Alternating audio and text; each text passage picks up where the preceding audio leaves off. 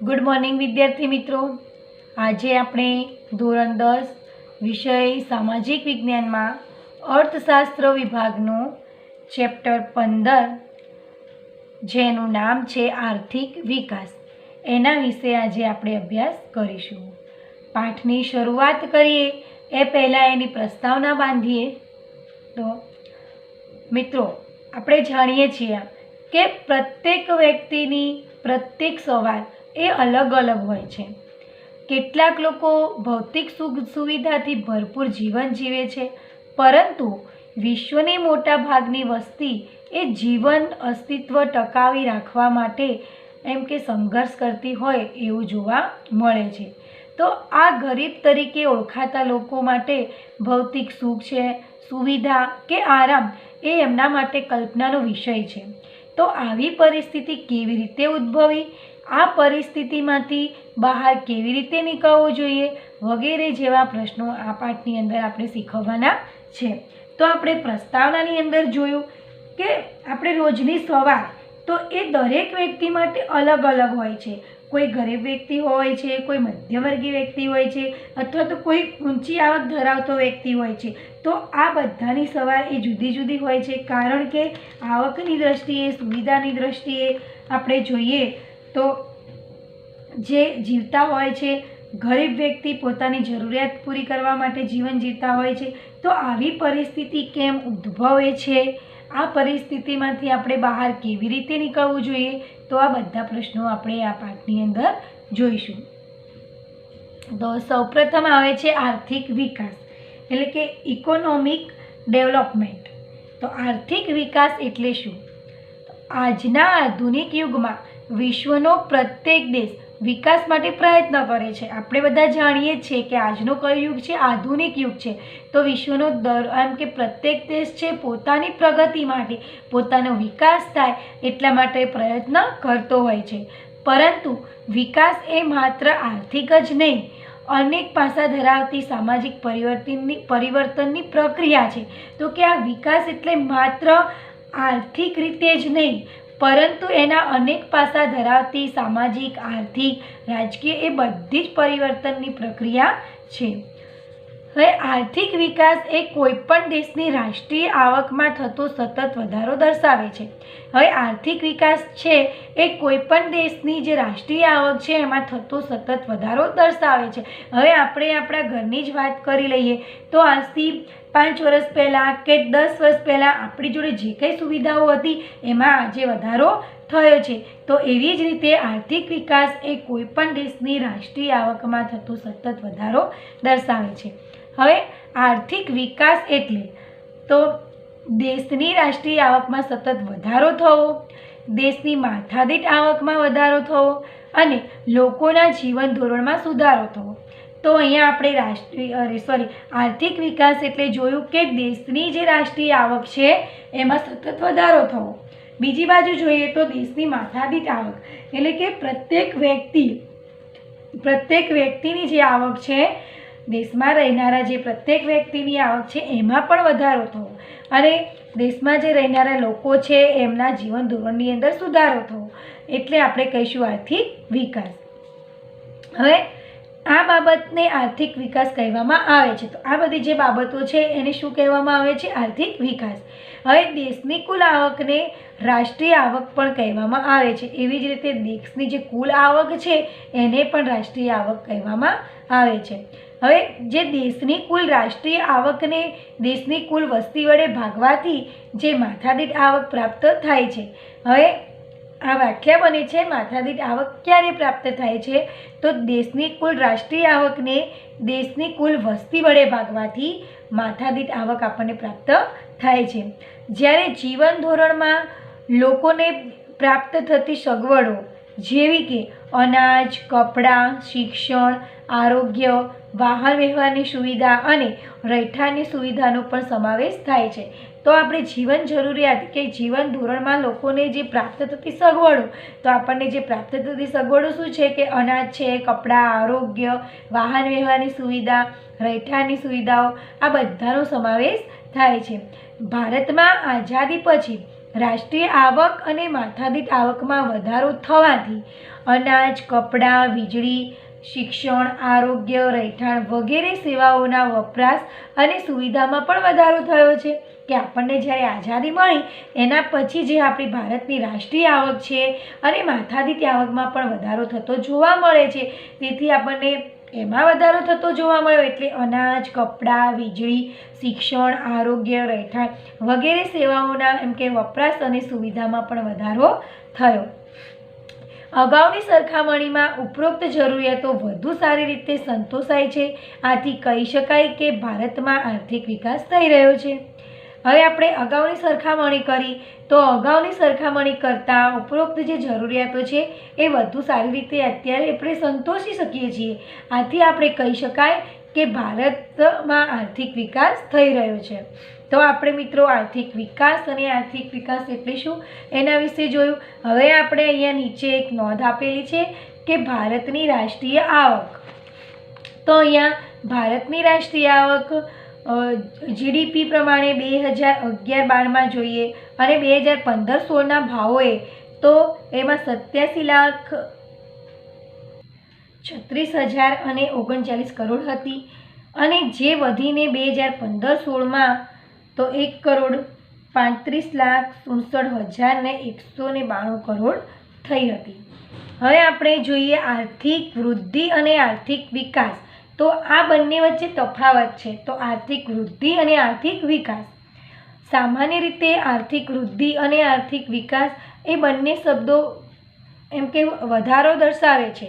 આ બંને શબ્દો આપણને વધારો દર્શાવે છે, પરંતુ બંને વચ્ચે કેટલાક તફાવત જોવા મળે છે જે આપણે જોઈએ. તો અહીંયા આર્થિક વૃદ્ધિ અને આર્થિક વિકાસના તફાવત આપણે સમજીએ. પહેલું છે વિકાસની પ્રક્રિયાના આધારે. તો આર્થિક વિકાસ એ ગુણાત્મક અને આર્થિક વૃદ્ધિ એ પરિમાણાત્મક છે. આર્થિક વિકાસ એ પ્રથમ અવસ્થા છે, જ્યારે આર્થિક વૃદ્ધિ એ આર્થિક વિકાસ પછીની અવસ્થા છે. હવે અહીંયા આર્થિક વિકાસ થાય છે એ ગુણાત્મક છે કે આપણને ખબર પડે છે, ગણી શકીએ છીએ. પણ આર્થિક વૃદ્ધિ એ પરિમાણાત્મક છે અને આર્થિક વિકાસ એ પ્રથમ અવસ્થા છે, જ્યારે આર્થિક વૃદ્ધિ એ આર્થિક વિકાસ પછીની અવસ્થા છે. હવે બીજો તફાવત જોઈએ તો કે અર્થતંત્રમાં થતા પરિવર્તનને આધારે. તો અર્થતંત્રમાં થતા નવા સંશોધનોના આધારે ઉત્પાદનમાં થતો વધારો એ આર્થિક વિકાસ છે. દાખલા તરીકે આપણે જોઈએ કે ખેતી ક્ષેત્રમાં ઘઉં, ડાંગર જેવા પાકમાં નવા બિયારણોની શોધ થતાં ઉત્પાદનમાં અનેક ગણો વધારો થયો. હવે આ બાબત આર્થિક વિકાસ દર્શાવે છે. બીજી તરફ ખેડાલાયક જમીનમાં વધારો થવાથી ખેતીલાયક ઉત્પાદનમાં વધારો થાય તે આપણી આર્થિક વૃદ્ધિ છે. હવે આપણે અર્થતંત્ર અને પરિવર્તનને આધારે જોયું તો અહીંયા અર્થતંત્રમાં થતા જે નવા સંશોધનોના આધારે ઉત્પાદનમાં જે વધારો થાય છે તેને આર્થિક વિકાસ કહે છે. દાખલા તરીકે આપણે ખેતીના ક્ષેત્રની અંદર ઘઉં, ડાંગર જેવા પાકમાં નવા બિયારણોની શોધ થતાં ઉત્પાદનમાં અનેક ગણો વધારો જોવા મળે છે. હવે આ જ બાબત આર્થિક વિકાસ આપણને દર્શાવે છે. પણ હવે બીજી તરફ આપણે જોઈએ તો કે ખેડાલાયક જે જમીન હોય છે એમાં વધારો થવાથી એ ખેતીલાયક ઉત્પાદનમાં વધારો થાય એને આપણે આર્થિક વૃદ્ધિ કહીએ છીએ. હવે ત્રીજું છે વિકસિત અને વિકાસશીલ દેશોના સંદર્ભમાં. હવે વિકસિત અને વિકાસશીલ દેશોના સંદર્ભમાં પણ બંને વચ્ચે તફાવત આપણને જોવા મળે છે. વિકસિત દેશોની રાષ્ટ્રીય આવકમાં થતો વધારો એ આર્થિક વૃદ્ધિ કહેવાય છે, જ્યારે વિકાસશીલ દેશોની રાષ્ટ્રીય આવકમાં થતો વધારો એ આપણી આર્થિક વિકાસ કહેવાય છે. તો આપણે વિકસિત અને વિકાસશીલ દેશો જોયા. તો કે કયા વિકસિત દેશો છે અને કયા વિકસિત છે. તો વિકસિત અને વિકાસશીલ દેશોના સંદર્ભમાં પણ આપણે બંને વચ્ચે તફાવત જોયો કે વિકસિત દેશોની જે રાષ્ટ્રીય આવકમાં થતો વધારો હોય અને એની આર્થિક વૃદ્ધિ કહેવાય છે, જ્યારે વિકાસશીલ દેશોની રાષ્ટ્રીય આવકમાં થતો વધારો એને આપણે આર્થિક વિકાસ કહેવાય છે. તો આપણે આર્થિક વૃદ્ધિ અને આર્થિક વિકાસ વચ્ચે તફાવત જોયો. તો 3 બાબતોમાં તફાવત પડે છે. 1 વિકાસની પ્રક્રિયાના આધારે, 2 અર્થતંત્રમાં થતા પરિવર્તનને આધારે, 3 છે વિકસિત અને વિકાસશીલ દેશોના સંદર્ભમાં. હવે આપણે જોઈએ વિકાસશીલ અર્થતંત્રના લક્ષણો. વિકસિત અર્થતંત્ર એ વિકાસશીલ અર્થતંત્ર માથાદીઠ આવકના આધારે અલગ પાડવામાં આવે છે. અહીંયા વિકસિત અર્થતંત્ર છે અને વિકાસશીલ અર્થતંત્ર, તો એમાં જે માથાદીઠ આવક છે એના આધારે તેને અલગ પાડવામાં આવે છે. હવે વિશ્વ બેંકના 2004ના વિશ્વ વિકાસ અહેવાલમાં તો કે 335થી ઓછી માથાદીઠ આવક ધરાવતા દેશોને વિકાસશીલ અર્થતંત્ર તરીકે ઓળખવામાં આવે છે. અને વિકાસશીલ અર્થતંત્રના મુખ્ય લક્ષણો આપણે જોઈએ. તો આપણે આની અંદર જોયું કે વિકાસશીલ અર્થતંત્રના લક્ષણો. તો આપણે એમાં જોયું કે વિશ્વ બેંકના જે 2004ના વિશ્વ વિકાસ અહેવાલ પ્રમાણે એની વાર્ષિક આવક $335થી ઓછી આવક ધરાવતા જે દેશો છે એમને વિકાસશીલ અર્થતંત્ર કહેવામાં આવે છે. હવે એના કેટલાક લક્ષણો છે આપણે જોઈએ. પહેલું છે નીચી માથાદીઠ આવક. તો એની અંદર આપણે જોઈએ તો કે વિકાસશીલ દેશોની રાષ્ટ્રીય આવક નીચી જોવા મળે છે, જ્યારે વસ્તી વૃદ્ધિનો દર વધુ હોવાથી માથાદીઠ આવક નીચી રહે છે. આમ નીચી માથાદીઠ આવકને કારણે જીવન ધોરણ નીચું રહેવા પામે છે.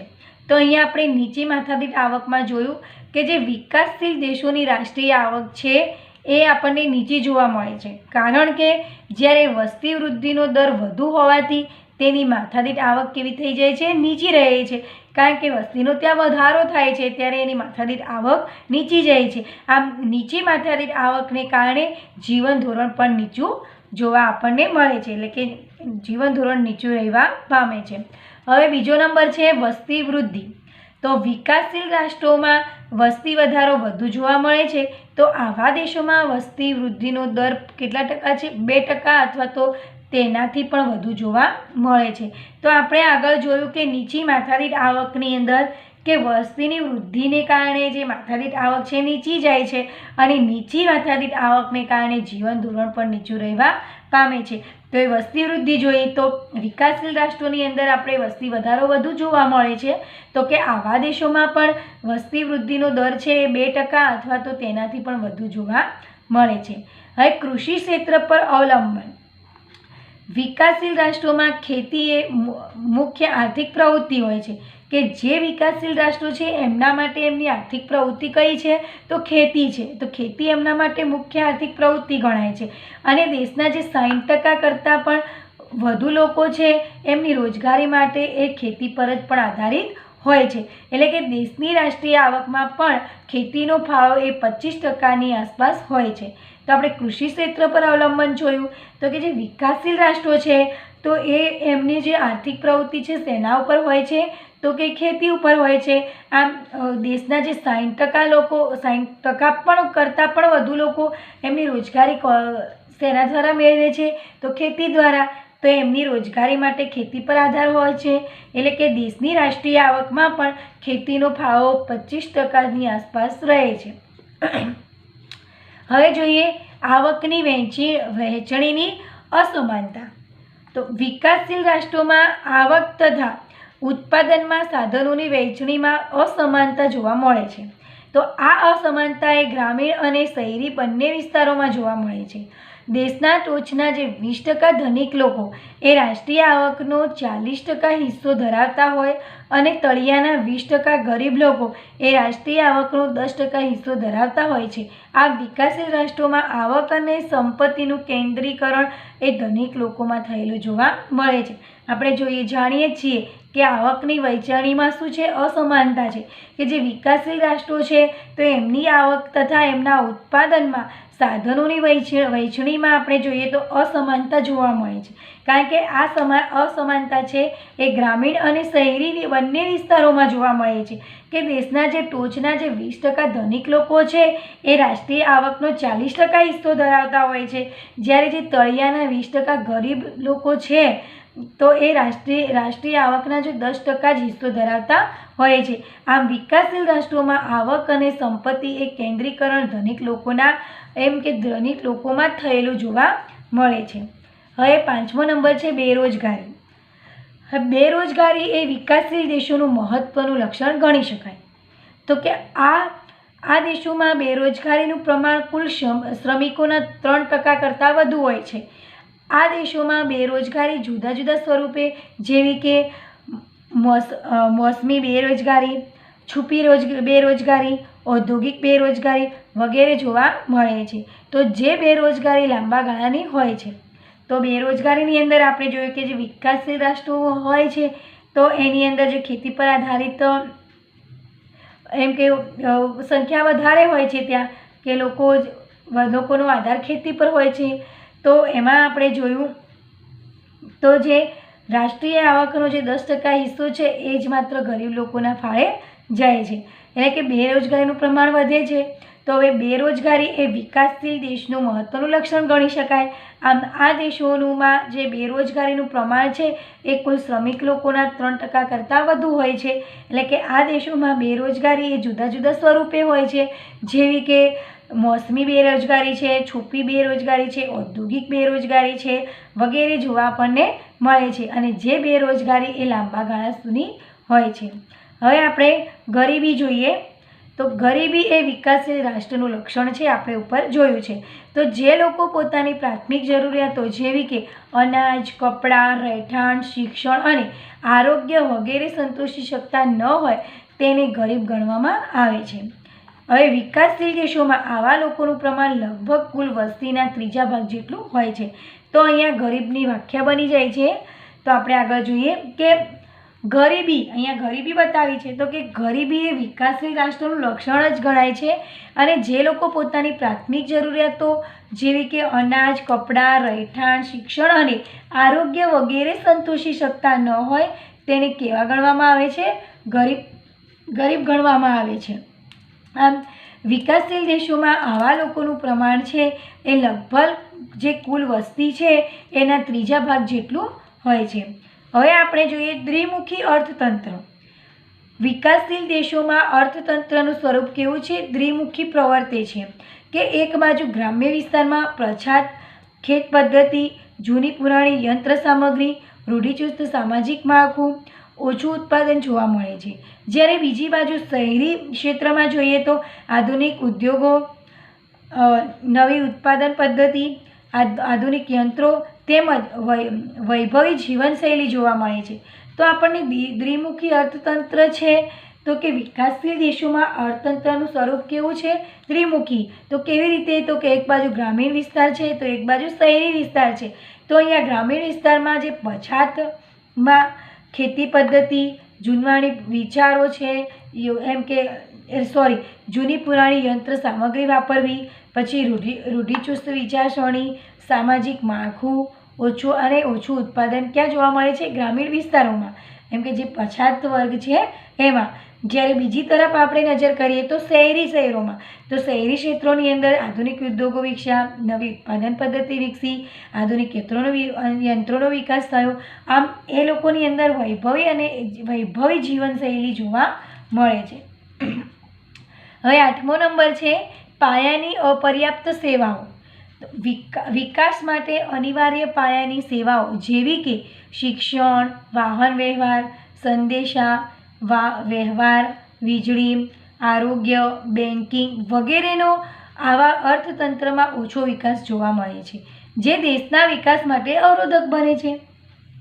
તો અહીંયા આપણે પાયાની જે અપર્યાપ્ત સેવાઓ છે, જેવી કે વિકાસ માટે અનિવાર્ય પાયાની જે સેવાઓ જોઈએ તો શિક્ષણ છે, વાહન વ્યવહાર, સંદેશા વ્યવહાર, વીજળી, આરોગ્ય, બેન્કિંગ વગેરે આવા જે અર્થતંત્રમાં ઓછો વિકાસ જોવા મળે છે. તો આવી જે સેવાઓ છે એના અર્થતંત્રની અંદર આપણે જોઈએ તો એમાં જે વિકાસ છે એ ઓછો જોવા મળે છે, એટલે જે દેશના વિકાસ માટે અવરોધક બને છે. હવે એનો છેલ્લો પોઈન્ટ છે 9, આંતરરાષ્ટ્રીય વેપારનું સ્વરૂપ. વિકાસશીલ દેશોમાં વિદેશ વેપારનું સ્વરૂપ અને માળખું અલગ જોવા મળે છે. કે જે વિકાસશીલ દેશો છે એમાં જે વિદેશ વેપારનું સ્વરૂપ અને એનું માળખું છે એ અલગ જ જોવા મળે છે. આ દેશો મુખ્યત્વે કૃષિ પેદાશો અને બગીચા પેદાશો તેમજ કાચી ધાતુઓની નિકાસ કરતા હોય છે. તો કે આ દેશો શું કરતા હોય છે તો કે કૃષિ પેદાશો બગીચાની અંદર પણ તેઓ પેદાશો કરતા હોય છે, પછી કાચી ધાતુઓની નિકાસ પણ કરતા હોય છે. તો કે આ જે પ્રકારની નિકાસોની માંગ એ ઓછી હોય છે અને એમના ભાવો પણ નીચા હોય છે, જેથી નિકાસોની કમાણી ઓછી હોય છે, જ્યારે આયાતો ઔદ્યોગિક પેદાશો અને યંત્ર સામગ્રીની હોય છે. તો આ વસ્તુઓના ભાવો પણ વધુ હોવાથી આયાતો પાછળનું ખર્ચ વધે છે. આ વિકાસશીલ રાષ્ટ્રો માટે વિદેશ વેપારની શરતો એ પ્રતિકૂળ રહેવાથી દેશ ઉપર વિદેશી દેવું વધે છે. તો આપણે 9મા પોઈન્ટની અંદર જોયું કે આંતરરાષ્ટ્રીય વેપારનું સ્વરૂપ. તો આ દેશો મુખ્યત્વે કૃષિ પેદાશો, બગીચાની પેદાશો તેમજ કાચી ધાતુઓની નિકાસ કરે છે, જેની માંગ ઓછી હોય છે અને ભાવ પણ નીચા હોય છે. માંગ ઓછી હોય છે એટલે કે સ્વાભાવિક છે કે એના ભાવ પણ નીચા હોય છે. હવે જે પરિણામે શું થાય છે કે તેમની નિકાસ કમાણી ઓછી થાય છે. આમ આ દેશો ઔદ્યોગિક પેદાશો અને યંત્ર સામગ્રીની આયાત કરે છે, તો જેના ભાવો વધારે હોવાથી આયાતી ખર્ચ વધારે રહે છે. એટલે કે આમ એ દેશોના વિદેશ વેપારનું માળખું એ પ્રતિકૂળ રહેવાથી દેશ પર વિદેશનું જે દેવું છે એ વધતું જાય છે. તો આમ વિકાસશીલ દેશોમાં મુખ્યત્વે ઉપર મુજબના લક્ષણો જોવા મળે છે. ભારત વિકાસશીલ રાષ્ટ્ર હોવાથી ઉપરના લક્ષણો વધતે ઓછે અંશે પણ ભારતને પણ લાગુ પડે છે. તો આપણે આજે વિકાસશીલ અર્થતંત્રના લક્ષણો જોયા. તો 9 એના લક્ષણો છે. તો નીચી માથાદીઠ આવક, વસ્તી વૃદ્ધિ, કૃષિ ક્ષેત્ર પર અવલંબન, આવકની વહેંચણીની અસમાનતા, બેરોજગારી, ગરીબી, દ્વિમુખી અર્થતંત્ર, પાયાની અપર્યાપ્ત સેવાઓ અને છેલ્લું છે આંતરરાષ્ટ્રીય વેપારનું સ્વરૂપ. તો વિદ્યાર્થી મિત્રો, આજે આપણે જે ટોપિક વિશે ચર્ચા કરી છે એમાંથી થોડા પ્રશ્નો જોઈએ. આર્થિક વિકાસ એટલે શું? આર્થિક વિકાસ એક એવી પ્રક્રિયા છે કે જેમાં દેશની રાષ્ટ્રીય આવકમાં તેમજ લોકોની માથાદીઠ આવકમાં વધારો થાય છે, જેના પરિણામે લોકોના જીવન ધોરણમાં સુધારો થાય છે. તેને આર્થિક આવક કહે છે. માથાદીઠ આવક એટલે શું? તો વર્ષ દરમિયાન મળતી જે દેશની કુલ રાષ્ટ્રીય આવકને દેશની કુલ વસ્તી વડે ભાગતા જે અંક મળે છે તે સરેરાશ આવક ગણાય છે અને એ સરેરાશ આવકને માથાદીઠ આવક કહેવામાં આવે છે. વિકાસશીલ અર્થતંત્ર કોને કહેવાય? વિશ્વ બેંકના 2004ના વિશ્વ વિકાસ અહેવાલ પ્રમાણે વાર્ષિક $735થી ઓછી આવક ધરાવતા દેશો છે એ વિકાસશીલ અર્થતંત્ર કહેવાય છે. ગરીબ કોને કહેવાય? ખોરાક, કપડાં, રહેઠાણ, શિક્ષણ અને આરોગ્ય જેવી જીવનની પ્રાથમિક જરૂરિયાતો સંતોષી શકાય તેટલી આવક ધરાવતા ન હોય એવા લોકોને ગરીબ કહેવામાં આવે છે. આર્થિક પ્રવૃત્તિનો અર્થ જણાવો અથવા તો આર્થિક પ્રવૃત્તિ કોને કહેવાય?